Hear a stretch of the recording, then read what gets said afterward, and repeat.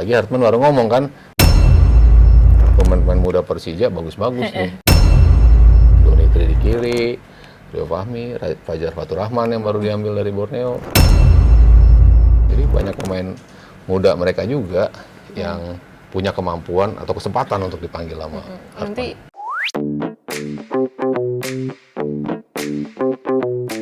Hai It's People, kembali lagi di Talk With Me, Talking With It's Me. Hari ini kita kedatangan tamu di hari yang sangat sendu, lagi hujan-hujan nih di Bogor, yaitu Bung Sabto Haryo. Selamat datang, Bung. Selamat datang. Selamat datang. Terima kasih sudah mengundang. Terima kasih sudah hadir ya. 4 tim teratas, Persib, Borneo, Persija, dan Malut United, punya pendekatan berbeda dalam merekrut pemain baru. Pertanyaannya, seberapa tepat langkah-langkah mereka? Nah, Bung, bagaimana nih menurut Bung secara umum langkah mereka untuk menarik pemain, aktivitas transfer ini gimana nih buat 4 tim ini? Kalau ngelihat dari posisinya emang ini kan lagi seru banget ya. Iya. Liga bisa dibilang musim ini tuh lagi seru banget. Jarak poinnya tipis-tipis. Iya, betul. Lalu pergantian posisi juga terjadi. Awalnya Borneo melejit jauh. Iya. Sampai 8 atau 10 pertandingan berturut-turut mereka menang. Lalu habis itu agak sedikit goyang, masuk Persija juga, masuk Persib juga. Dan sekarang ya mereka bertiga lah ya. Ditambah Malut juga di bawah peringkat 4, nggak kalah juga, tipis-tipis juga poinnya. Nah, kesuksesan mereka berada di posisi ini itu kan sebetulnya juga dari transfer yang mereka lakukan juga sebelum ini. Ya kayak Malut lah ya, bedol desa dari Persib kemarin dan kebukti apa yang mereka lakukan memang tepat karena memang masih punya pengaruh besar gitu kan. Kayak David Da Silva, Ciro Alves, Tyron, semuanya punya kemampuan yang luar biasa untuk bisa membuat Malut tetap berada di jalur juara gitu. Lalu Persija lah, dengan begitu banyak pemain Brasilnya ternyata langsung bisa ngecun dengan begitu banyak aktivitas mereka dalam sisi ofensif yang bagus, defense mereka juga rapi, ada Jody Amat, ada Rizky Ridho, dan secara overall ya tim ini seimbang juga gitu.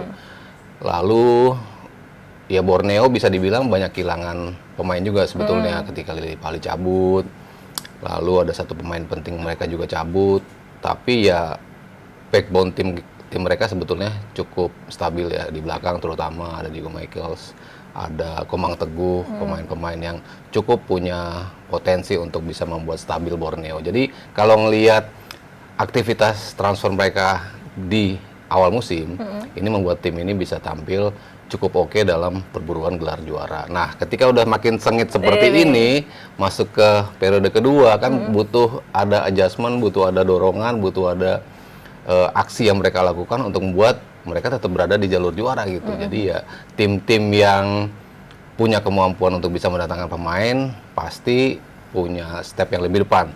Ketika kita bicara Persija bisa datengin Shane Patinama, lalu Persib datengin Dion Marks dan juga Riflen Kurzawa, itu kan mereka aim untuk sesuatu gitu kan. Kalau Persija mungkin lebih skopnya di liga lokal, tapi Persib kan punya aim yang lebih besar ketika mereka tampil di kompetisi regional, ketika mereka tampil di ACL 2. Jadi ya pas lah dengan aktivitas transfer dengan apa yang mereka bidik di musim ini. Oke, kita nih bedah satu-satu nih ya. Kita kalau ngomong panjang ya, jadi nggak apa-apa, emang butuh sedetail-detail mungkin ini mah. Oke, kita bedah nih satu-satu. Kita mulai dari Persib. Kan baru datang nih Kurzawa sama Dion Marks nih. Menurut Bung gimana tentang dua pemain ini? Oke, sebetulnya kalau bicara pemain belakang ya, karena kan mereka juga barba antara pergi dan tidak gitu, tapi kayaknya tetap stay gitu ya. Lalu ada 2 pairing center back mereka yang secara kualitas sebetulnya bagus, secara poin bisa dibilang mereka selalu dapat 7,5 poin ke atas di setiap pertandingan gitu. Tapi in some games kadang-kadang mereka terekspos juga dari sisi mereka bisa dilewatin lawan gitu. Sehingga memang butuh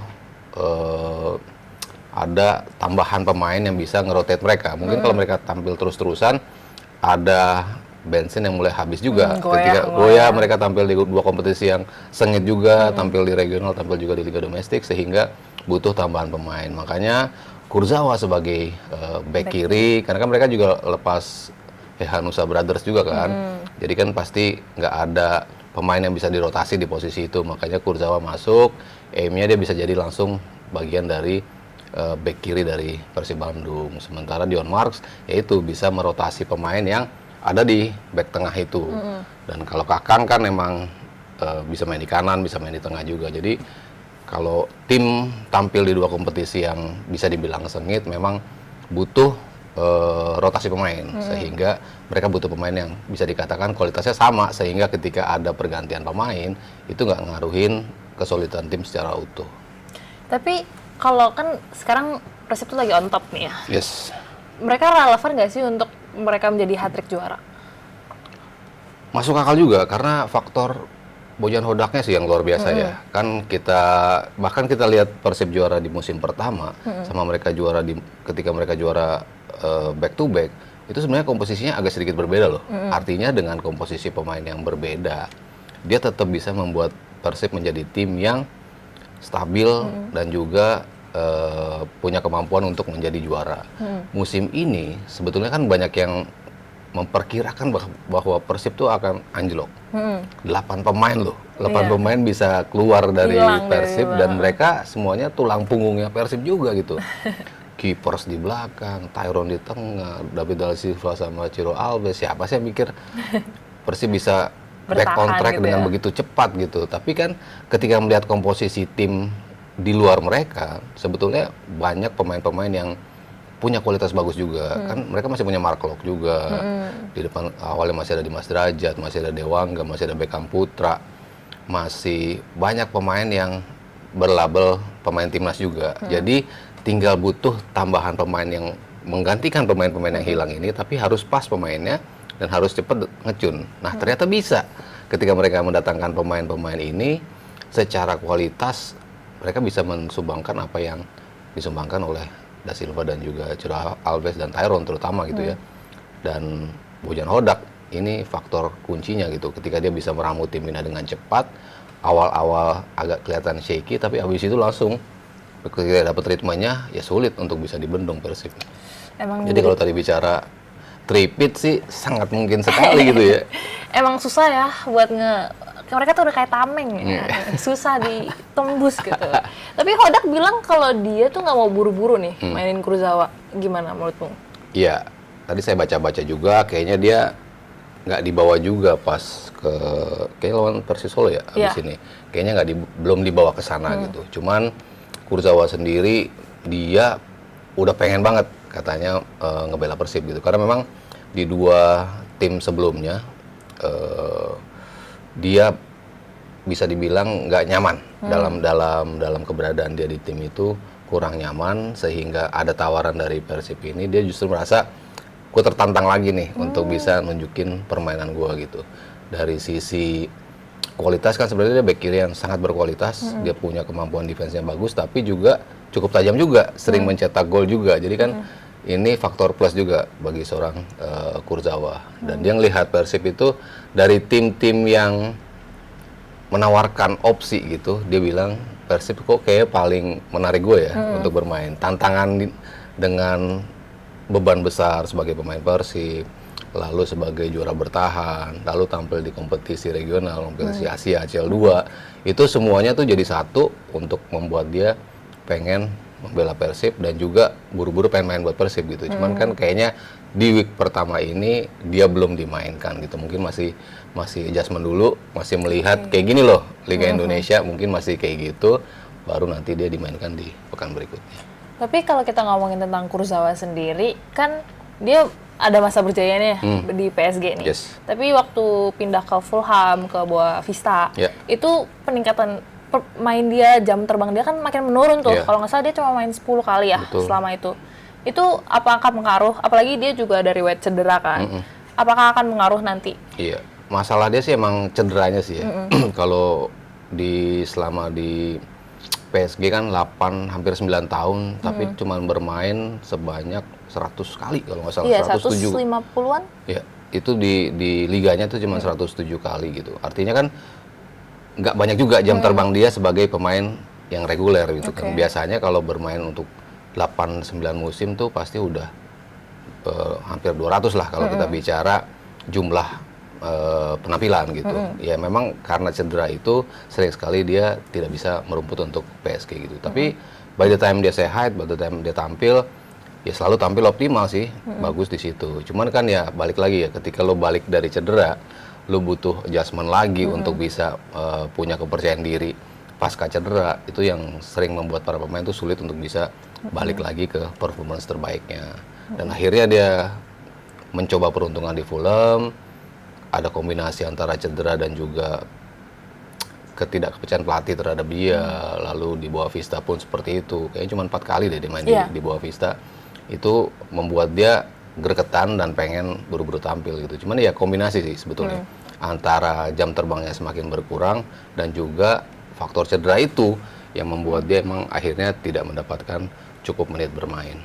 Tapi dari sisi usia sebetulnya masih oke lah. Masih oke. Iya. 30 berapa sih? 32, 33 ya. Maksudnya kan kalau Joey Polipesi kan juga segitu. Iya. Tom Hay tipis-tipis, Jordi Amat juga segitu kan sebetulnya, dan mereka perform kan di timnya masing-masing gitu. Jadi ya masih menyimpan potensi besar. Oke.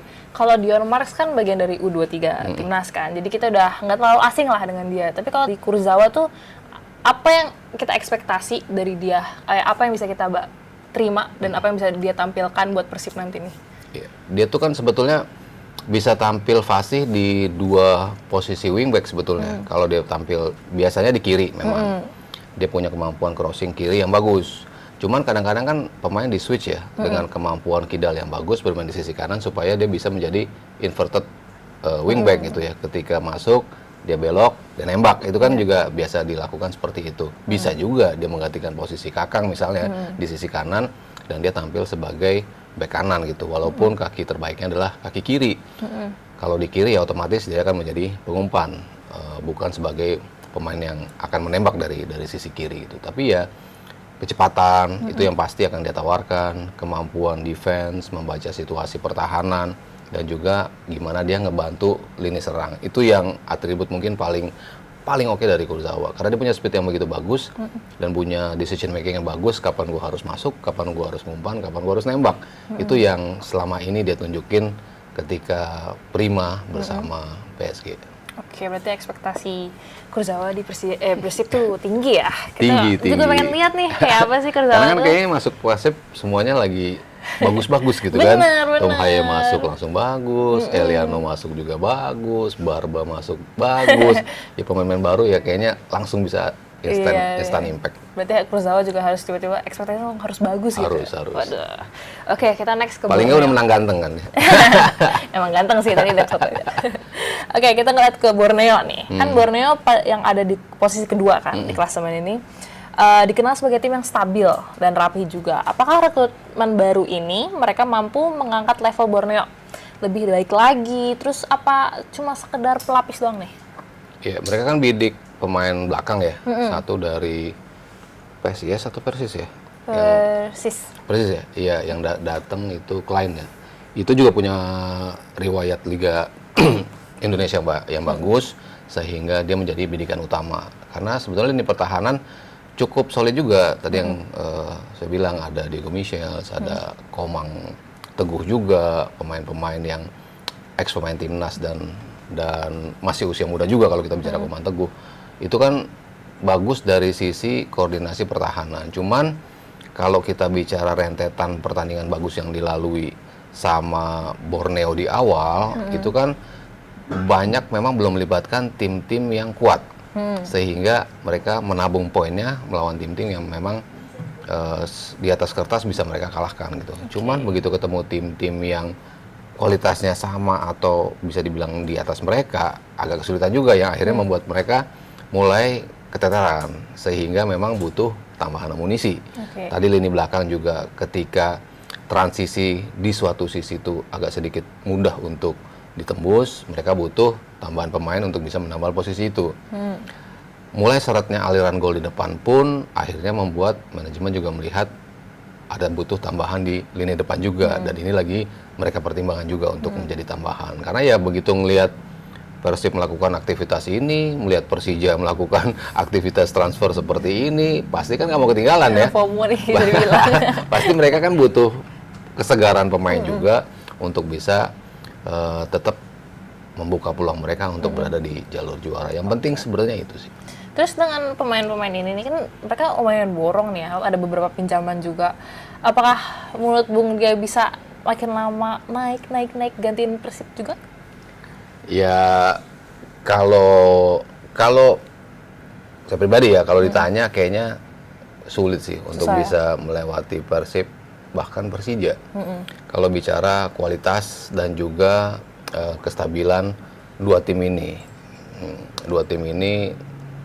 kayaknya bakal menjadi front runner ya untuk bisa menjadi juara di akhir musim gitu. Entah Persib, entah Persija gitu.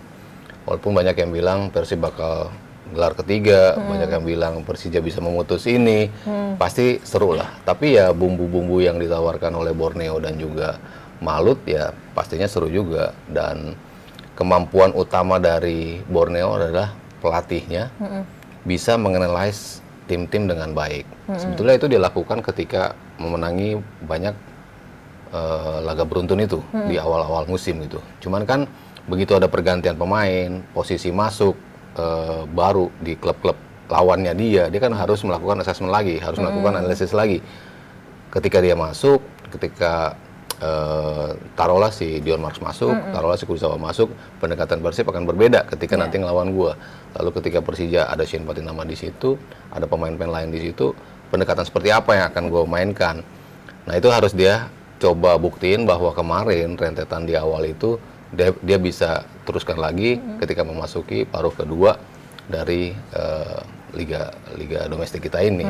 Bisa apa enggak? Nah, itu menjadi jawaban dari yang harus dijawab oleh Borneo. Jadi menurut Bung, prediksi Bung nih Borneo stay antara nomor 2 atau nomor 3 nih ya? Iya. Tapi mungkin agak nomor 3 nih, Persija akan makin naik kayaknya nih. Persija dan Persib. Musuh bebuyutan ya, kita bisa bilang. Tapi mulai rivalitasnya mulai seru karena dalam pertandingannya pun seru. Iya, Dalam emang. pertandingannya kan kelihatan dua tim kemarin ketika tampil di El Clasico kan waktu di GBLA tuh enak nontonnya ya. Sebagai penikmat bola tuh nonton pertandingan kemarin tuh ada kualitasnya, ada serunya, ada emosinya yang terlibat di situ. Itu tuh yang paling emang bikin musuh bebuyutan tuh emosinya. Kita pengen tim kita sendiri menang kan. Oke, next Malut nih. Malut kan juga membawa beberapa juga kan ya. Ada Lucas Cardozo juga. Terus Malut United kan jadi kejutan ya bisa dibilang, tiba-tiba muncul namanya makin naik. Dan bisa masuk 4 besar. Terus menurut Bung, apakah pemain baru yang mereka ambil ini bisa menunjukkan ambisi juara atau cuma mengganggu chemistry? Sebetulnya kalau di musim ini yang harusnya dijagokan kan Dewa United ya. Iya. Karena kan based on apa yang mereka buat di musim lalu, peringkat kedua, lalu Malutnya peringkat ketiga. Gitu. Dua tim itu sebenarnya dua-duanya kejutan juga di musim lalu. Tapi based on gaya bermain yang berbeda. Satu Dewa dengan possession base ala Belandanya itu bermain dengan sangat rapi. Lalu ketambahan banyak pemain kan, Lili Pali datang, lalu Kuipers datang juga di belakang. Kita berpikir bahwa tambahan ini akan cukup untuk bisa mendeliver ambisi menjadi juara mereka. Ketika ditanya ke manajemen Dewa, ketika musim ini apa nih target musim? Lah kan kemarin runner up, berarti harus juara dong musim ini. Sebetulnya narasi mengarah ke sana di awal musim gitu dengan permainan Dewa. Malut ada di perbincangan juga ketika musim lalu mereka bermain dan bisa sampai ke peringkat ketiga dengan materi yang sebetulnya biasa-biasa aja loh di musim lalu. Mereka bisa sampai di peringkat ketiga. Itu something yang kita harus acungi jempol juga buat Coach Imran juga pada saat itu ya, bisa membawa Malut sebagai satu-satunya pelatih lokal yang bisa membawa tim ini ada di 3 besar gitu. Di musim ini pelatihnya lokal lagi nih, Hendry Susilo, lalu materinya yang datangnya luar biasa banyak ya. Jadi kalau tadi bicara transfer mungkin dari awal musim mereka sudah gila-gilaan juga. Sudah banyak pemain yang datang. Di dalamnya juga sebetulnya udah ada Sayuri Brothers yang bagus juga. Ada beberapa pemain juga di dalam, apalagi ditambah pemain-pemain ini. Dan gaya bermainnya cukup tahu gimana untuk maksimalkan potensi setiap pemain. Mereka kan punya counter yang luar biasa tuh. Dari sisi mereka diserang nggak apa-apa, tapi by the time kita counter, kita akan sangat berbahaya. Dan itu sering muncul gol dari Ciro Alves, David Da Silva, bahkan Sayuri Brothers pun sering melakukan itu lewat skema counter attack. Dan itu yang menjadi kekuatan mereka. Tapi kalau mereka kena transisi negatif atau mereka lagi bertahan, lagi menyerang asik-asiknya, lalu ada serangan balik, nah itu kadang-kadang masih menjadi PR buat mereka gitu, terutama untuk mengawal transisi itu, dan itu yang kayaknya harus diadres oleh Coach Hendry Susilo untuk bisa membuat mereka tetap berada di persatuan gelar juara itu. Makanya tambahan-tambahan pemain tadi untuk bisa membantu mereka tampil dengan lebih solid, terutama ketika mereka dapat counter dari lawan. Oke, terus menurut Bung, dengan tambahan ini bisa nggak sih tiba-tiba jadi lebih bertahan lagi? Kayaknya masih si 4 perebutan peringkat 4 dan peringkat ketiga sih kalau ngelihat pergerakan dua tim tadi Persib dan juga Persib dan juga Persija kayaknya bakal ada di 1-2. Siapapun yang juaranya, tapi 3-4-nya tuh ya rebutan antara Malut dan juga Borneo. Oke. Berarti kita udah jelas nih 1-2 mana, 3-4 mana, tinggal mana nih yang mau ambil mana nih. Sejauh ini ngeliatnya kayak gitu sih. Oke. Nah, last nih Persija. Wah, musuh bubuyatan Persib. Siapa nih yang Persib, mana yang Persija nih? The Jacks. Halo. Persija kan baru datengin Patinama ya. Yes. Dan The Jacks tuh pengen nggak cuma juara, tapi ngalahin Persib nih, supaya nggak hat-trick juara nih. Gimana Bung, menurut Bung, dengan Persija membawa Patinama, menurut Bung gimana? Iya, tambahan yang pasti positif. Tapi kan dia pasti bersaingnya dengan Donitri ya, kalau kita bicara di lini bek kiri gitu. Sekarang kan Donitri juga menjadi pemain yang andalan, pemain reguler juga, walaupun dia masih datang dari usia yang sangat muda gitu ya, tapi dia bisa menembus menjadi pemain inti.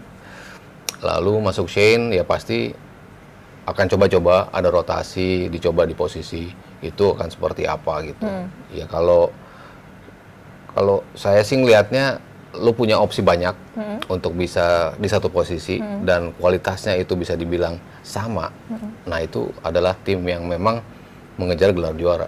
Kalau tim pengen juara, lu harus punya pemain oke sama kualitasnya di satu posisi. Jadi dua pemain memperebutkan satu posisi, itu adalah tim yang betul-betul realistis untuk menjadi juara. Jadi ya Persija masuk ke situ. Mereka mencoba untuk punya pemain-pemain yang kualitasnya sama. Masuknya Shane, ya jelas selain ganteng lagi ya. Gimana ya? Dan pasti exposure juga naik lagi, dan dari sisi permainan dia kan juga awal-awal masuk ke Buriram juga dapat jam terbang yang lumayan, tandem sama Sandy Walsh di sisi kanan. Cuman perubahan peraturan di Liga Thailand yang akhirnya nggak membatasi lagi harus pemain dari ASEAN, makanya kayaknya tim-tim Thailand itu akan mengambil pemain-pemain yang bukan dari ASEAN gitu. Makanya opsi ini dipilih oleh Shane untuk datang ke Persija, dan Persija menurut dia adalah tim yang kalau gue ke Liga Indonesia gue akan main di Persija. Dia melihat Persija seperti itu gitu. Jadi ya kayaknya pilihan yang klop ketika seorang pemain emang pengen membuktikan kualitasnya untuk bisa kembali berjuang masuk timnas. Karena kan kita tahu bek kiri di timnas kan persaingannya luar biasa tuh. Ada Dean James, ada Verdonk, ada lengkap lah. Nathan bisa main juga di posisi itu. Belum ada Pratama Arhan. Jadi begitu banyak posisi yang diperbutkan di situ. Jadi ya Shane masuk ke sini akan mencoba ngebuktiin bahwa gue masih bisa nih ngebela timnas. Dan bagi Persijanya sendiri ya dia akan pasti memberikan yang terbaik. Dan selama lo ada perebutan posisi oleh dua pemain yang kualitasnya sama, dalam hati ini tadi Donitri, ya makin bagus juga pastinya buat Persijanya. Jadi bisa dibilang itu juga membantu memecahkan masalah lah yang untuk merebutkan juaranya ini ya. Iya, nambah amunisi. Nambah amunisi kan selalu hal yang positif. Ya. Betul, makin kuat ya Persija. Terus ada rumor nih kalau Ivar Jenner mau masuk Persija juga nih. Gimana menurut Bung? Jenner ya digosipin antara Persija sama Dewa ya. Kalau butuh tambahan pemain dengan kualitas seperti Jenner dengan kemampuan defense di midfield yang bagus sebetulnya dibutuhkan oleh Dewa gitu. Cuman kayaknya Persija ngotot juga untuk ngambil dia, tapi dianya sendiri kayaknya antara masih ingin berjuang di Eropa juga gitu. Jadi kan beberapa pemain yang betul-betul sudah tidak bisa berjuang di Eropa, udah menunggu sekian lama tapi tidak ada tawaran dari klub-klub di sana, akhirnya memilih untuk tampil di Liga Indonesia gitu. Sementara Jenner kayaknya masih mencoba untuk bisa di transfer window kali ini tetap bertahan ataupun pindah ke klub yang memberikan dia jam terbang. Itu masih menjadi ambisi dia gitu. Jadi ya walaupun isunya antara Dewa dan juga Persija, tapi kayaknya dia pribadi sih kayaknya masih pengen stay di Eropa gitu. Tapi kalaupun datang ya lagi-lagi ada tambahan amunisi, ada potensi untuk bersaing dengan rekan setimnya untuk memperebutkan posisi, dan juga buat timnas kita kan makin positif tuh. Ketika pemainnya di sini nih nggak pusing lagi kan mikirin FIFA Matchday karena lumayan di liga lokal, ya udah tinggal panggil, nggak ada jet lag ya kan. Nggak perlu terbang-terbang. Iya, nggak perlu terbang-terbang. Jadi ya win-win juga sih kalau main di sini. Tapi ya kalau buat Jenner usia masih segitu, kalau saya pribadi sih masih di Eropa lah, coba stay dulu lah. Tapi kalau menurut Bung, kalau di luar misalnya di Eropa jam terbangnya kurang nih, tapi di Indonesia mau di Persija atau Dewa udah dijanjikan jam terbang. Menurut Bung mending milih yang mana nih? Nah itu kan kita tuh nggak bisa, walaupun kalau saya pribadi ya melihat pemain-pemain timnas itu akhirnya berdatangan ke klub-klub lokal, kayaknya mixed feeling sebetulnya kan. Ketika kok jadinya main di sini sih, kita kan butuh kalian untuk bisa mentransfer ilmu ke pemain kita gitu kan. Dan itu ternyata impact-nya lumayan ketika Rido jadi bagus banget, Witan jadi bagus, Sayuri jadi bagus juga. Itu kan karena ditandemkan dengan mereka di atas lapangan kan. Makanya kita pengen banget punya kualitas pemain yang bagus di Eropa tapi datang ke sini terus menelurkan ilmu mereka gitu, menularkan ilmu mereka itu. Tapi ketika mereka justru menjadi bagian dari pemain-pemain yang ada di sini, apa yang mereka tawarkan tuh hilang gitu kan, apa yang mereka coba tularkan. Cuman at least dari sisi disiplin pasti mereka masih punya. Karena kan pemain-pemain Persib juga bilang, Tom Hai itu disiplin banget ya. Cara dia makan, cara dia ini.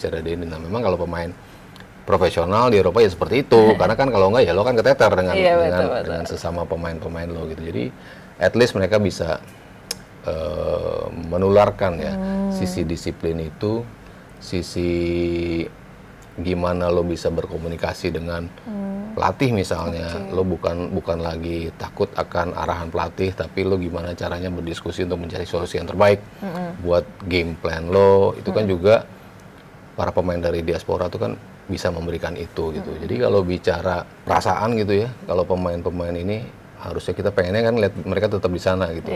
Tapi ya balik lagi, kalau usia pemainnya sudah sama kayak Pelopesi, sudah sama kayak si Tom Haye, Jordi Amat, itu kan kayaknya tim luar pun kayaknya nggak mungkin memberikan tawaran lagi ya. Udah kayaknya mereka prefer pemain yang lebih muda gitu kan. Makanya destinasi di sini adalah destinasi yang cukup realistis buat mereka gitu. Tapi ketika muda-muda seperti Dion Marks datang kan kita juga berpikir, oh sayang banget ya masih muda kok akhirnya merapat ke sini gitu. Ya kita kan pengennya mereka tetap di sana gitu. Tapi dan again pilihan mereka, kita nggak bisa menjudge, kita nggak bisa membuli. Cuman bisa sebatas menyayangkan aja kan ketika lo masih muda, lo masih punya potensi untuk bersaing di sana, tapi lo sudah bermain di sini. Karena kan contohnya sudah cukup banyak. Ketika pemain udah main di sini, nggak mungkin lagi tuh balik keluar tuh. Ada Lili Pali, Lili Pali kan juga kayak gitu. Walaupun lama beredar di sini ya, maksudnya rentang mainnya panjang. Ezra Walian udah balik ke sini nggak mungkin lagi terbang keluar. Dan itu yang kenapa saya menyayangkan itu kekhawatiran ketika mereka sudah main di sini, kayak si Jens Raben termasuk Dion Marks gitu. Muda-muda tapi nggak bisa keluar lagi karena beda banget loh kalau kita ngelihat Matthew Baker di U17 itu kan gaya bermain dia dengan pemain dia yang U17 lain tuh beda tuh. Kedewasaannya, cara dia nge-handle situasi, itu kan kelihatan banget didikan luar. Nah, yang lain tuh mungkin dari sisi kualitas individu lebih bagus, tapi gimana dia membawa diri, ketenangan yang dia punya, itu didikan luar sudah pasti beda gitu. Oke, berarti emang sebenarnya tujuannya, bukan tujuan sih, tapi harapannya ya, untuk keluar tuh ngambil informasi, knowledge sebanyak mungkin, terus ntar ujungnya sharing lah, gitu kan. Maunya begitu kan.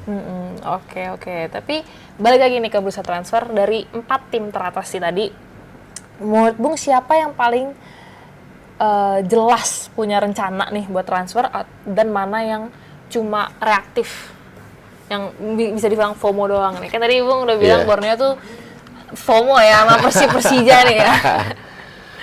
Masing-masing punya kebutuhan kan, punya kebutuhan, dan untuk bisa menggolkan kebutuhan itu menjadi tujuan tuh seperti apa gitu. Ya tadi kan masing-masing udah di breakdown ya. Persib tujuannya karena 2 kompetisi yang berbeda. Di satu sisi mereka pengen repeat, di satu sisi mereka pengen coba peruntungan di Asia. Karena kan nggak mudah juga, ada Al Nassr juga loh di kompetisinya dia itu. Iya, berat juga gitu.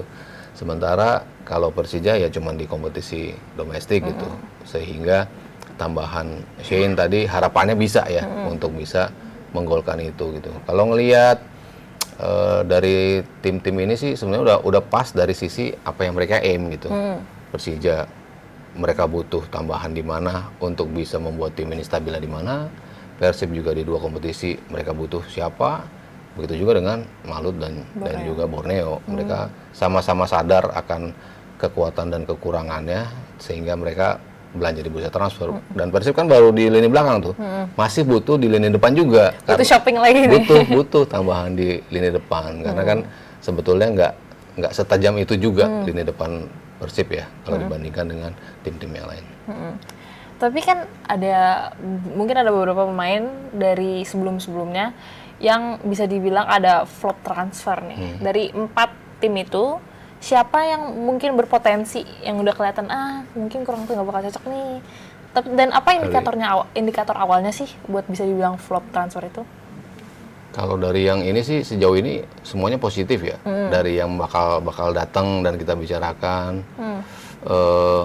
terutama menyangkut si Levin Kurzawa di sisi kiri, lalu Shane Patinama juga, itu kayaknya 2 pembelian yang kayaknya bakal cepet tune in dengan tim ini gitu.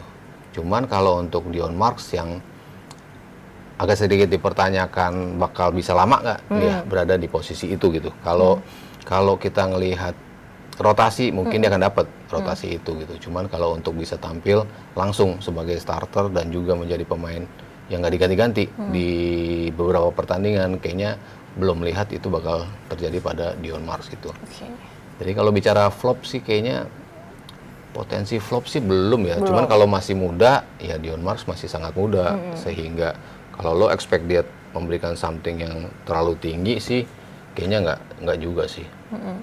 Tapi indikator awalnya apa sih kalau buat kayak yang bisa ini kurang nih gitu? Indikatornya apa yang bisa orang-orang bilang gitu? Kayaknya tetap harus dilihat permainannya dulu. Kalau kita ngebaca gini kan mungkin dari riwayat gitu ya.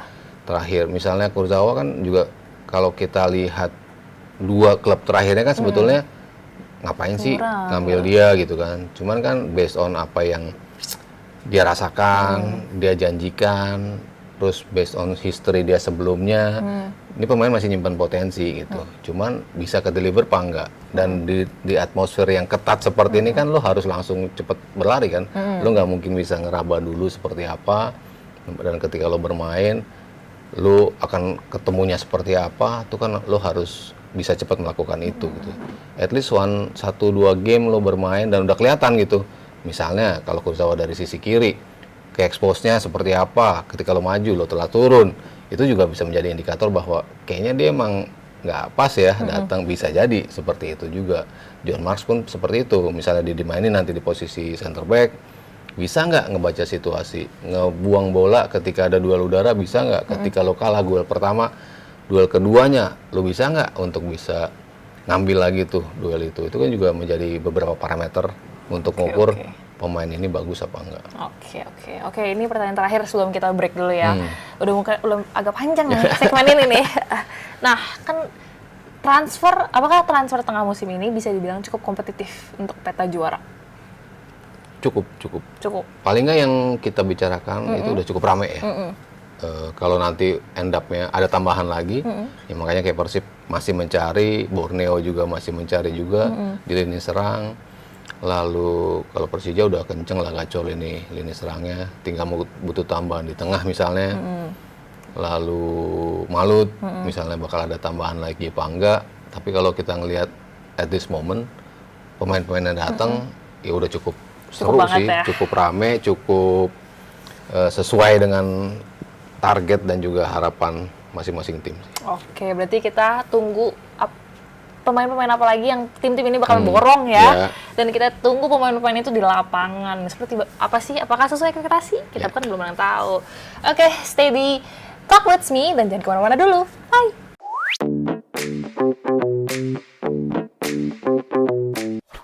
Hai people, masih di Talk With Me, Talking With It's Me. Oke Bung, kita udah ngomongin panjang lebar tentang 4 tim teratas ya di Super League ini. Sekarang, tapi kan tim gak cuma ada 4 kan ya, masih banyak nih. Nah, bursa transfer bukan cuma milik tim papan atas. Beberapa klub di luar 4 besar justru bergerak lebih agresif demi mengejar target realistis. Entah itu di zona Asia, papan tengah, atau sekadar selamat dari degradasi. Nah, klub mana di luar 4 besar ini, Bung, yang menurut Bung sendiri terlihat paling aktif, paling serius di bursa transfer ini? Dewa mungkin salah satunya ya. Dewa karena kan yang kita bilang bursa di awal sebetulnya mereka di front row juga ya bisa dibilang ketika datengin tadi Kuipers, Lili Pali salah satunya. Itu dianggap bisa membuat Dewa lebih stabil dan bisa berpeluang menjadi juara, at least lagi-lagi bertarung di jalur juara gitu. Cuma ternyata kan nggak sesuai dengan ekspektasi ya. Betul. Banyak mengalami kekalahan yang di atas kertas harusnya mereka nggak kalah, tapi kalah. Makanya mereka butuh tambahan pemain. Tadi kita bilang Ivar salah satu yang mereka incar, karena mereka butuh salah satu pemain yang bisa menstabilkan di lini tengah gitu. Betul. Dan juga tambahan juga di lini depan. Datangin pemain asal Maroko, lumayan kalau kita bicara jumlah gol yang dia berikan, kontribusi gol dan assist yang dia berikan di Liga India sebelumnya ada 66 gol kalau nggak salah kontribusinya ya. Lumayan 32 gol dan juga 34 assist kalau nggak salah.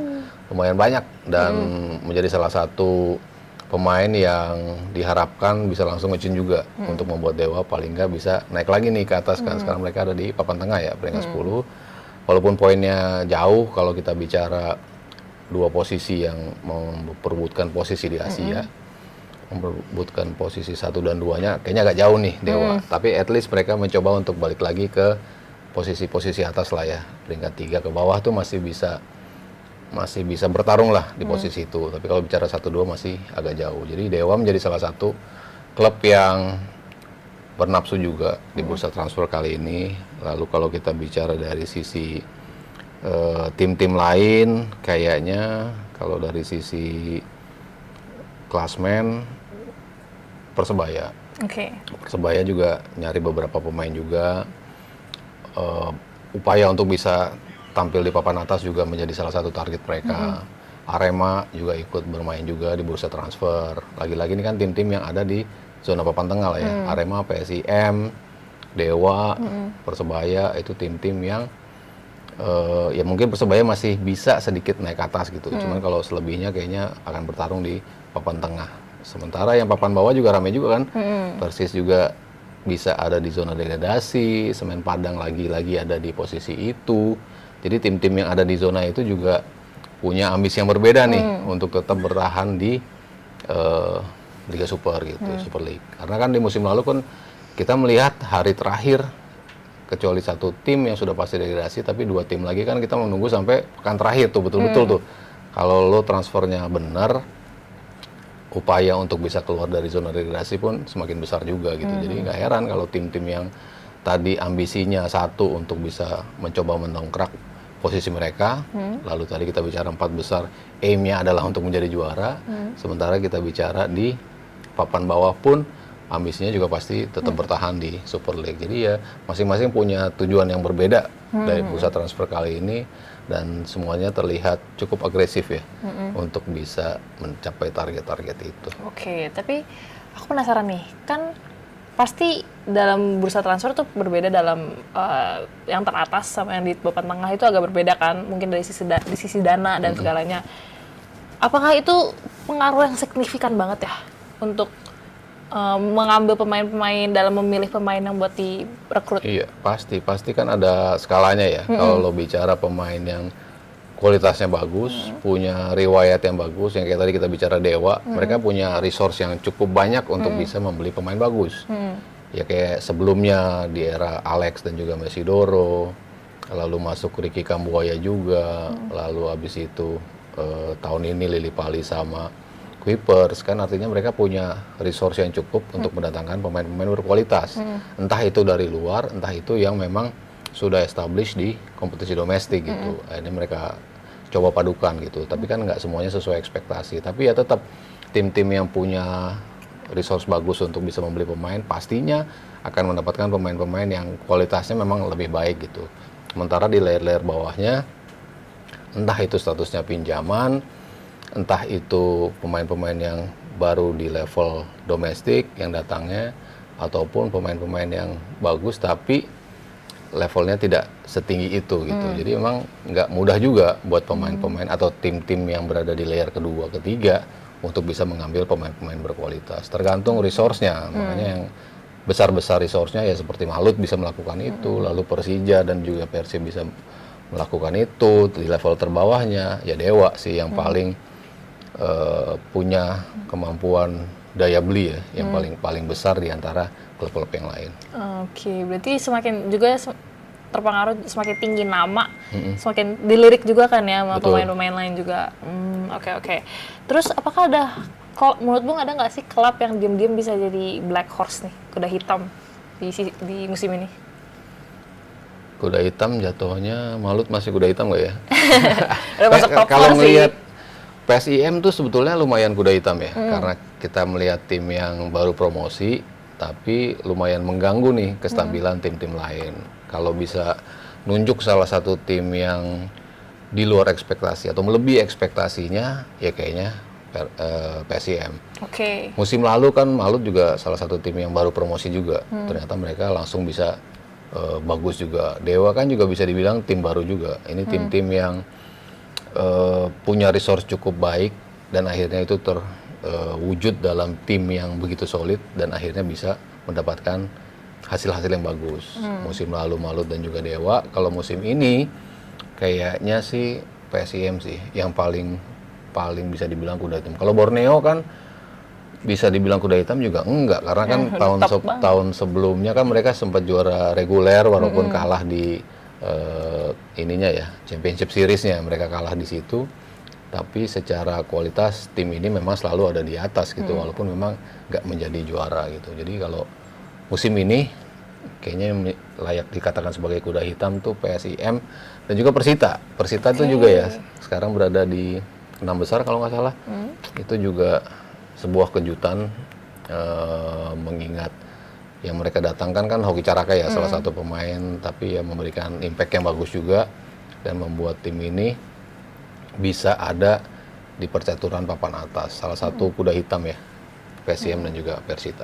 Oke, kalau kita ngomongin seluruh satu liga nih ya, pemain baru mana yang Bung paling menarik untuk di kiprahnya nanti di musim ini? Sisanya ya. Tadi Dewa ya, pemain yang dari Maroko tuh salah satu pemain yang kayaknya bakal memberikan impact yang langsung bagus gitu, karena kan track record yang bagus juga yang dia bawa. Itu yang kasusnya untuk Dewa gitu. Sementara kalau kita bicara tadi di awal banyak ngebahas ya Kurzawa, salah satu yang dinantikan banget nih, bisa nggak nih ini pemain yang punya nama mentereng bisa sukses juga, karena kan nama-nama mentereng selama ini kan banyak juga kan yang datang, ada Sissoko, ada si Michael Essien, ada Odim Wingi, banyak pemain-pemain bintang dunia yang datang ke sini. Nggak semuanya bisa nunjukin kualitasnya seperti itu juga gitu. Jadi ya biasa-biasa aja gitu. Jadi ya ini ada pembuktian juga buat dia bahwa yang dulu-dulu mungkin nggak ngasih impact, nah gue bisa ngasih impact nih. Masih menantikan iya itu nih, gitu. udah nggak neko-neko nih dibawa ke sini. Nah terus Bung, menurut Bung jika harus memilih nih, klub mana yang menurut Bung melakukan aktivitas transfer paling bagus, paling baik, terbaik selama ini? Terbaik. Seluruh liga. Pilih satu aja. Susah ya? Malut sih. Malut ya? Malut sih, malut. Tetap malut ya. Karena ya itu, dengan mendatangkan pemain-pemain yang tadi kita istilahnya bedol desa ya, dari Persib, tapi bisa dikombine dan tetap bisa mempertahankan ritme yang sama setelah berada di environment yang totally different. Mereka harus terbang jauh ke Ternate untuk laga home-nya. Itu kan juga nggak mudah juga pasti buat mereka, tapi mereka bisa tetap tampil stabil, berada di posisi 4 besar dengan jarak yang tipis dengan pelatih lokal. Itu juga salah satu poin plus juga. Jadi ya pembelian pemain mereka semuanya kayaknya on point, sehingga membuat mereka menjadi tim yang diperhitungkan ya. Oke, berarti kita tunggu Malut selanjutnya bakal gimana nih ya. Oke, kan kita juga udah ada pelatih baru nih, Mr. John Hartman ini nih. Nah, bisa dibilang Liga Super tuh penting nggak sih buat John Hartman? Penting. Bagaimana tuh? At least dia mengatakan itu. Dia mengatakan itu karena mungkin dia tahu juga bahwa pemain-pemain yang ada di luar tidak akan semudah itu untuk bisa datang membela timnas. Terutama kalau kita bicara AFF. Kalau skopnya AFF, dan kayaknya dia ditargetkan untuk bisa menjadi juara ya.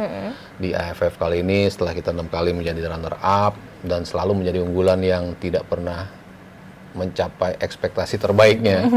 Dari masih muda nonton timnas kayak nggak pernah menang Piala AFF gitu. Kayaknya sekarang adalah waktu yang cukup tepat bagi kita untuk bisa melihat timnas kita juara. Makanya Hartman kayaknya diberikan target, walaupun mungkin tidak terstate dengan jelas bahwa targetnya adalah juara AFF. Tapi dengan masuknya pemain-pemain ini, para pemain diaspora itu datang ke sini sehingga tidak terbatasi pada international break yang kalender FIFA di bulan Juli dan juga Agustus, di mana Jay sudah pasti tidak bisa bermain karena terlibat bersama Sassuolo, lalu Emil Laudero, juga sekarang Martin Pas juga kayaknya dia bakal ke Ajax juga, lalu Kaben Verdong yang ada di Lille, lalu Kevin Dix di Mönchengladbach, dan juga Dean James. Kayaknya ini pemain-pemain yang pemain inti kita yang kayaknya tidak mungkin datang di Piala AFF. Tapi selebihnya kan ada di sini. Walaupun baru datang dan juga masih menyandang status diaspora, Tom Haye udah pasti. Eleanor Anders dengan permainannya yang begitu bagus di Persib kayaknya udah pasti juga tuh masuk dalam squad AFF. Lalu kalau Joey Pelupesi jadi datang, itu juga menjadi tandem yang pas pastinya buat Tom Haye. Di belakang masih ada Jordi Amat, lalu Shane Patinama. Itu kan pemain-pemain yang bisa dimainkan. Kalau Liga Thailand juga bisa mengirim pemain, berarti Sunny Walsh juga bisa tampil juga. Jadi liga-liga yang dekat-dekat sini, Liga Thailand dan juga Liga Indonesia yang pastinya itu kali ini kadar pentingnya jauh lebih besar dibandingkan sebelumnya, karena faktor-faktor pemain-pemain yang tadinya nggak bisa membela timnas akan bisa membela timnas. Jadi itu faktor pertama. Dan faktor kedua adalah pemain-pemain mana sih yang bakal mengetuk pintu timnas lagi. Kemarin kan kita selalu berkutat di pemain-pemain kan yang itu aja tuh. Yang ada di yang sini hilir nih. mudik di timnas kan kayaknya itu aja. Tapi kita punya nggak sih resource lain yang bisa mengetuk pintu timnas? Kalau gue ditanya berapa kali, gue selalu bilang kita punya resource yang sangat baik di U23 dan U20. Betul. Dan dua kategori ini belum optimal sebetulnya. Kenapa tuh? Dari sisi pemainnya tuh belum dipegang oleh pelatih yang bagus sehingga mereka bisa mengeluarkan kemampuan terbaiknya. Belum cocok berarti ya? Belum pas lah ya untuk Belum klop banget lah. belum klop, dan juga akhirnya dia nggak bisa tampil secara optimal. Oke. Dan belum ditandemin dengan pemain-pemain kualitas diaspora. Ngebayang nggak kalau Donitri ya di sisi kiri nanti tampilnya ditemani oleh Jordi Amat, oleh Rizky Ridho gitu. Jadi kan dia akan bisa lebih mengeluarkan potensinya ketika ditemani pemain-pemain yang berkualitas. Lalu Arkan Fikri misalnya, Rehan Hanan, Tony Firmansyah ataupun Robi Darwis, pemain-pemain tengah itu punya kualitas bagus, tapi kayaknya mentok karena mereka bermain dengan itu aja. Jadi kan trio Tony, Robi dan juga Rehan Hanan misalnya, Robi Darwis itu mainnya ya mereka-mereka doang gitu kan. Cuman ngebayang nggak kalau Arkan Fikri sebelahnya Tom Haye, sebelahnya Jalupa Lupesi, kan dia pasti akan kebawa tuh dari sisi kualitasnya dia kan pasti akan naik kan ketika bertemu pemain-pemain seperti ini. Itu yang kita rasakan dengan Rizky Ridho kan. Dia tandem sama Jay Itzes, dia makin bagus. Lalu Witan ketika tampil di kanannya ada Strike ataupun Oret Mangun, dia juga kan kualitasnya jadi lebih bagus, makin naik gitu. Jadi kan inilah pentingnya kenapa U23 dan juga 20. Kebetulan 23 kan dipegang juga sama Hartman kan. Ya? Makanya dia pengen tahu nih potensi. Apalagi kemarin dia sempat lihat latihannya Persija. Iya tuh. Dan dia bilang pemain-pemain muda di sini tuh kualitasnya bagus-bagus nih. Artinya kan belum tereksplor dengan optimal nih pemain-pemain yang kualitasnya bagus. Jadi yang misalnya kan dari dulu kan sering ditanya, pemain mana sih yang kayaknya cocok untuk masuk timnas gitu. Dari nama-nama yang beredar di Liga 1. Nah, gue selalu bilang di U23 dan U20 itu sebenarnya talent poolnya masih banyak, tapi belum terekspos, pemainnya belum tampil di level yang tertinggi gitu. Makanya kesempatan itu akan diberikan oleh John Hartman gitu untuk melihat pemain-pemain muda. Makanya dia cukup rajin untuk mendatangi pertandingan-pertandingan di liga untuk bisa melihat kemampuan pemain-pemainnya. Dia datang ke latihan juga karena dia pengen tahu pemain-pemain berlabel timnas ini kesehariannya saat latihan kayak gimana sih, mana yang perlu gue perbaiki buat mereka. Jadi ya akan semakin bagus buat timnas kita sih. Oke. Kalau kita lihat dari pemain-pemain di Super League ini nih, tipe pemain apa sih yang menjadi kemungkinan terbesar buat ditarik oleh John Hartman? Kalau yang pasti kan muda ya, kayaknya kan dia akan bikin tim yang selaras antara tim U23 dan juga tim seniornya. Karena kan jaraknya tidak terlalu jauh tuh dari kualitas U23 ke kualitas senior kalau sesama pemain-pemain lokal gitu. Sehingga mereka punya potensi untuk bisa naik ke atas. Dan kalau ngelihat gaya bermain Kanada waktu dipegang dia tuh suka pemain-pemain yang wingback-nya bagus. Dia manfaatin wingback. Makanya pemain-pemain muda yang tadi gue bilang itu punya potensi untuk dipanggil oleh John Hartman.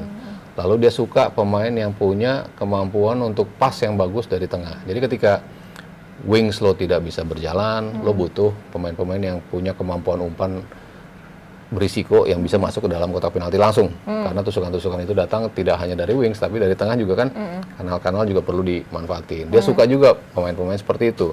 Dia suka pemain-pemain yang pelari cepat, yang ketika dikirim umpan jauh, dia bisa menjadi pemain yang langsung berhadapan head to head lawan kiper. Itu taktik seperti itu, strategi seperti itu yang membawa Kanada akhirnya bisa masuk ke Piala Dunia setelah menunggu selama 36 tahun ya. Akhirnya mereka bisa lolos ke Piala Dunia itu ya berkat pemilihan pemain yang sesuai dengan karakter masing-masing dan juga dia maunya seperti apa gitu kan.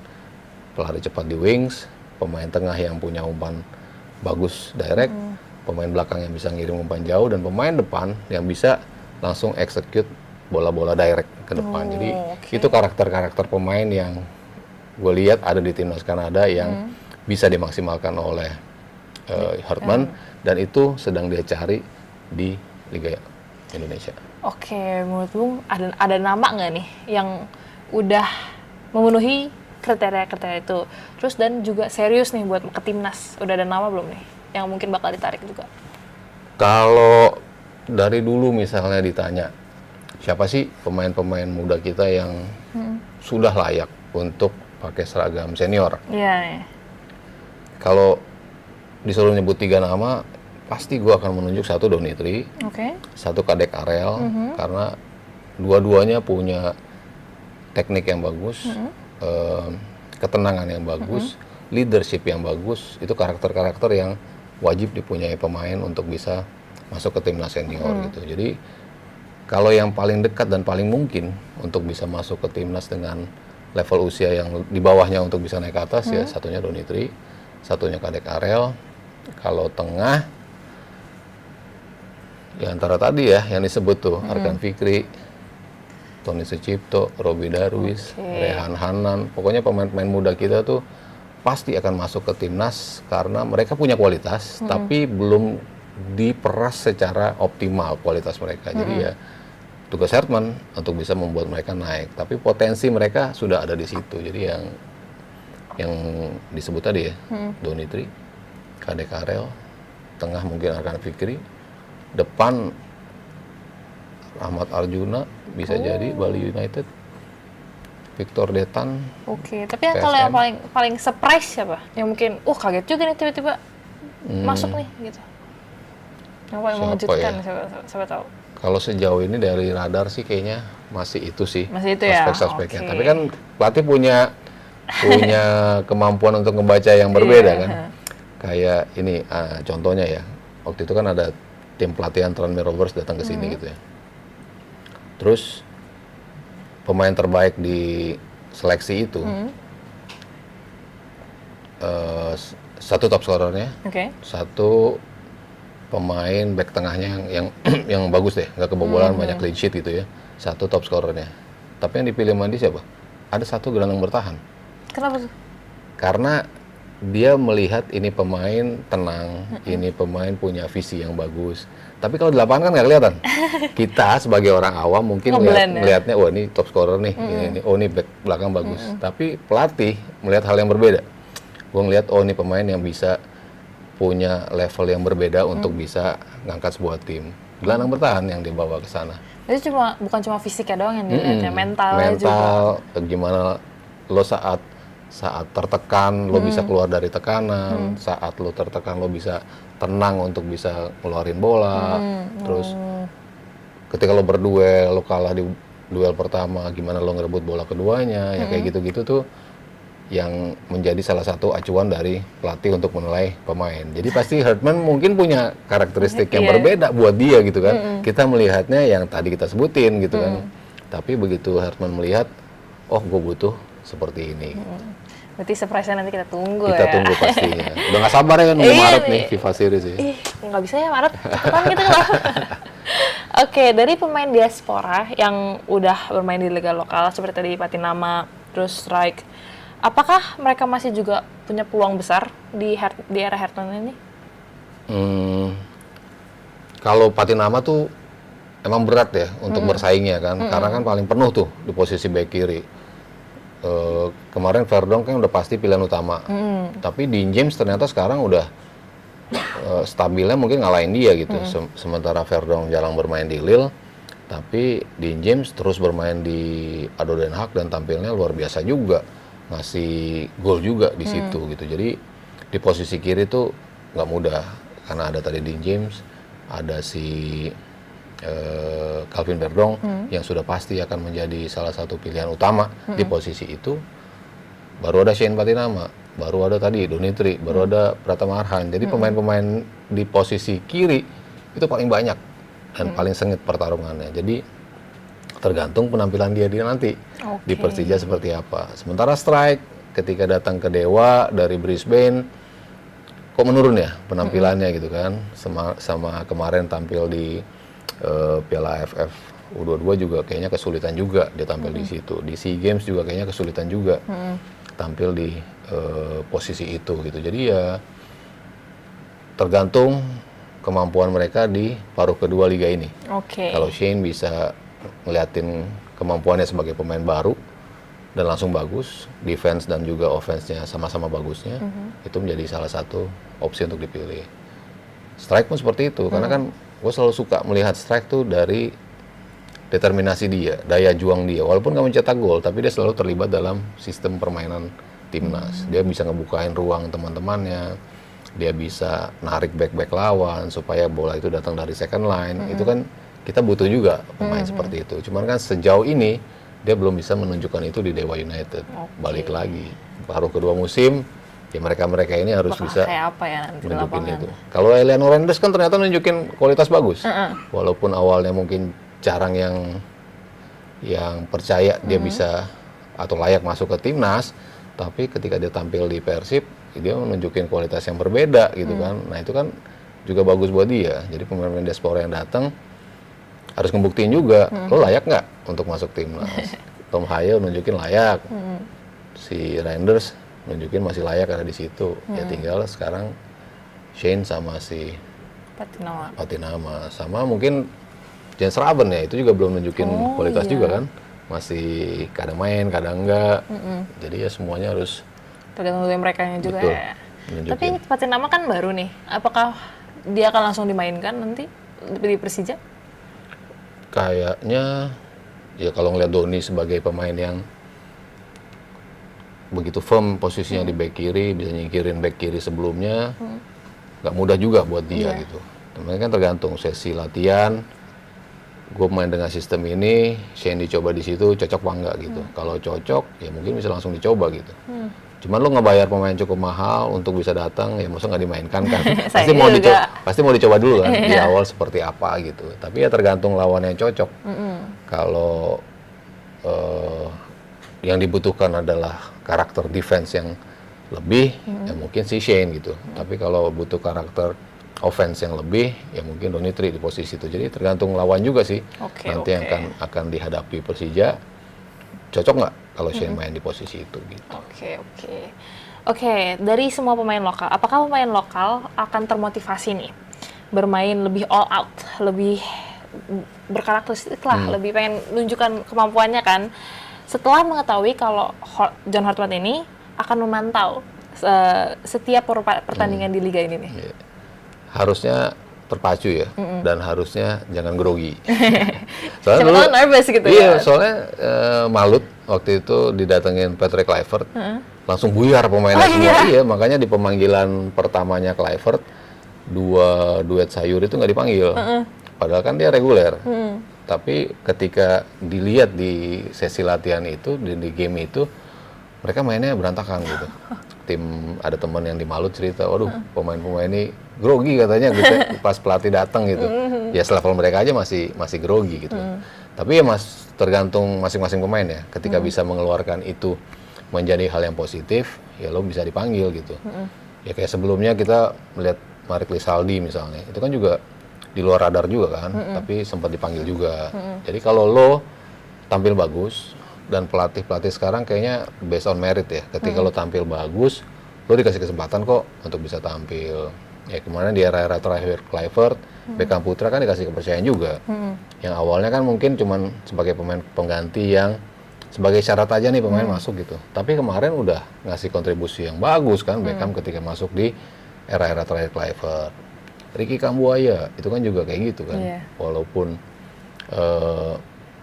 bukan pemain utama di starting 11, tapi ketika dia dicoba, dia bisa ngebuktiin itu gitu kan. Ketika dia tampil stabil di Dewa United, akhirnya dia mendapatkan pemanggilan gitu. Jadi ya pemain muda ini ada kesempatan ketika lo mempertontonkan itu. Apalagi Hartman baru ngomong kan, pemain-pemain muda Persija bagus-bagus nih. Donitri di kiri, Rio Fahmi, Fajar Fatur Rahman yang baru diambil dari Borneo. Jadi banyak pemain muda mereka juga yang punya kemampuan atau kesempatan untuk dipanggil sama Hartman. Nanti John Hartman ketemu Malut United nervous lagi nggak ya mereka?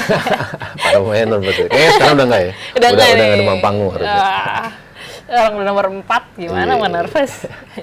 Oke, jika kita melihat rekam jejak atau kebiasaan John Hartman di lapangan nih, dari sebelum-sebelumnya juga, kira-kira kebayang nggak sih Bung, nanti tuh timnas Indonesia formasinya bakal kayak apa? Gaya mainnya, strateginya tuh gimana?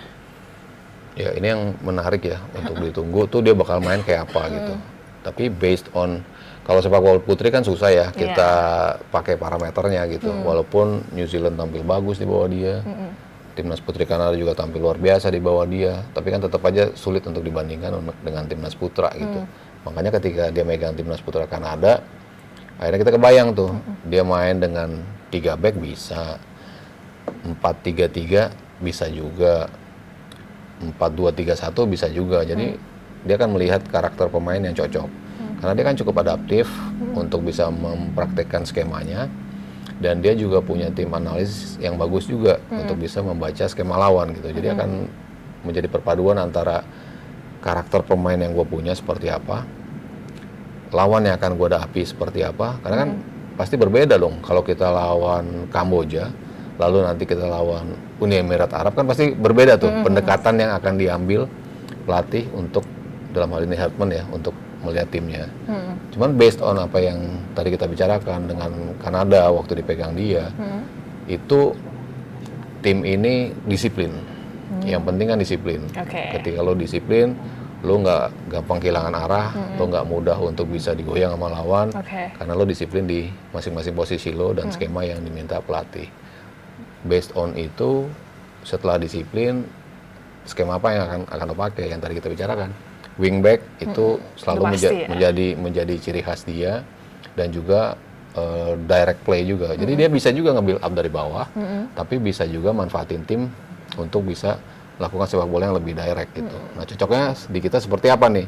Kalau lawan Bulgaria nanti di FIFA Series, ya kayaknya defense to counter menjadi hal yang lebih realistis gitu kan, karena mereka pasti megang bola bagus, lalu duel-duelnya juga bagus. Jadi kita nunggu dan melakukan counter, karena itu yang disukain juga waktu Kanada lawan tim-tim yang kualitasnya di atas mereka gitu. Tapi kalau lawan tim yang di bawah mereka, ya dia juga bisa membuat timnya untuk tampil dengan possession base, dengan high defense line cukup tinggi, dengan terus manfaatin peluang dari kedua wings, lalu tusukan dari tengah. Jadi banyak alternatif yang akan dimainkan gitu. Jadi tergantung lawan sih. Tapi kalau ngelihat FIFA Series di bulan Maret, di mana kita ketemu Bulgaria, salah satunya, dan antara Solomon atau Saint Kitts and Nevis, ya tergantung nih, pas lawan dua lawan yang terakhir mungkin berbeda dengan ketika kita lawan Bulgaria. Dan itu yang kita tunggu banget sih. Iya nih, Maret. Penasaran ya, dari Oktober loh, kita nggak ngeliat timnas lagi kan. Udah kangen nih kayaknya mereka main di lapangan, kita juga kangen ngeliat mereka. Oke, aku punya pertanyaan terakhir deh sebelum kita penutup hari ini. Ekspektasi John Hartman untuk selama masa jabatannya 2 tahun ke depan bagaimana, Bu? Gue sih optimis ya, ngeliat dia ya, terutama dari sisi how he presents himself ketika presscon. Ngeliat presscon yang nggak dragging, nggak bertele-tele, on point, apa yang lo mau lakukan dengan timnas kita. Bahkan apa yang sudah lo lakukan, ketika lo datang di presscon, dia sudah nelpon 60 pemain kan? Iya, betul. Udah berkomunikasi, walaupun ya gue pelatih baru lo mungkin basa-basi, tapi at least lo sudah melangkah dengan tepat. Udah make effort kan? Iya. Assessment yang coba dia lakukan, kemarin kita hampir lolos Piala Dunia. Apa sih yang membuat kita gagal, ngomong satu-satu dengan beberapa pentolan tim. Itu kan dibutuhkan, sudah dilakukan sama dia.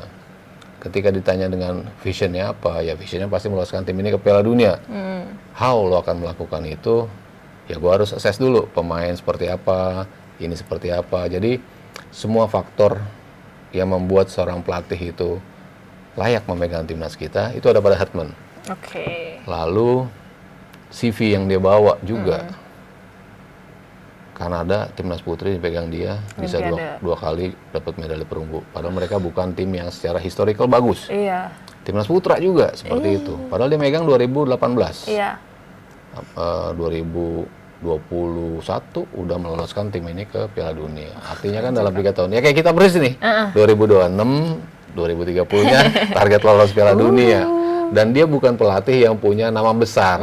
Orang awal-awal juga nanya kan, siapa sih ini? Hartman ki sopo gitu kan. Masih banyak yang begitu gitu. Tapi justru itu yang cocok dengan timnas kita gitu. Timnas kita kan juga bukan Brazil, bukan Spanyol juga yang dilatih Ancelotti gitu kan. Kita dilatih Ancelotti juga nggak pas juga gitu kan. Kejauhan juga kualitasnya. Jadi emang pairing yang pas. Karakter pelatih, kualitas pelatih, nama pelatih yang tidak terlalu besar, tapi punya CV yang bagus, punya bare minimum meloloskan Piala Dunia dan tampil di Piala Dunia. Itu kan bare minimum pelatih ya. Yeah. Walaupun dia bukan dari kawasan ASEAN, bukan dari kawasan Asia, dia belum mengerti sepak bola kawasan mungkin ya. Tapi dia kan baru datang ke Kanada juga belum mengerti juga sepak bola CONCACAF. Tapi bisa dia taklukkan kok. Artinya dia cepat beradaptasi dengan area yang dia latih. Jadi ya positif banget menunggu si Hartman ini bekerja dan juga mendapatkan hasil yang kita pengen bersama gitu ya. Dan dia juga berani bawa keluarganya kan buat tinggal di sini, berarti udah all in ya? Something yang positif banget ya, karena pelatih sebelumnya kita nggak tahu keberadaannya di mana, tapi sekarang kita sudah jelas, oh dia ada di Indonesia, oh dia memantau liga. Jadi apa yang harus dilakukan seorang pelatih timnas itu semua atributnya ada di dia. Ya tinggal matchingnya itu jadi kenyataan, ya seperti apa gitu. Oke, gila kita udah bahas tentang bursa transfer Super League hari ini, terus juga John Hartman nanti ke depannya bakal gimana ya. Oh my god, makasih ya Bung Sabto udah hadir hari ini, terima kasih. Jangan lupa Hits People to like, comment, subscribe di It's Me dan terus nantikan Talk With Me selanjutnya. Bye bye.